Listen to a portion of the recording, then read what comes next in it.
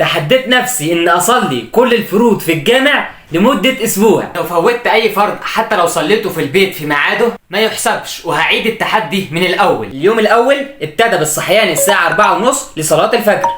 النهاردة اول يوم والفجر اذن وهنزل اصلي واجي، ولو حتى كنت في نص الشغل كنت بسيب اللي في ايديا وانزل اصلي على طول. الظهر بأذن هروح اصلي واجي، صليت المغرب وجت صلاة العشاء هروح اصلي العشاء. الحمد لله ربنا قدرني وبكده هصلي كل الصلوات في المسجد النهارده. واليوم التاني ابتدى بالصحيان للفجر. الحمد لله صليت الفجر في المسجد، كان احساس جميل جدا وقايم فايق وفريش.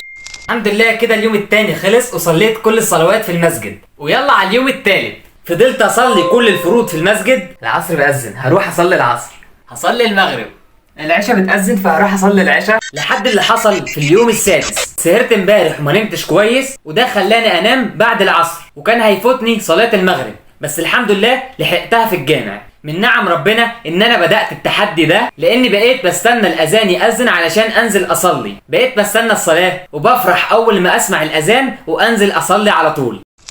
وفي حاجات فعلا بتساعد على انك تنتظم في مواعيد الصلاة، وهي انك تلبس اللبس اللي انت هتنزل تصلي بيه علشان لما الاذان يأذن تبقى انت جاهز وما تكسلش. وانك تبقى دايما متوضي، يعني كل ما تدخل الحمام تتوضى علشان برضو لما الصلاة تيجي ما تكسلش، تبقى انت متوضي دايما ولابس ومستني بس الصلاة.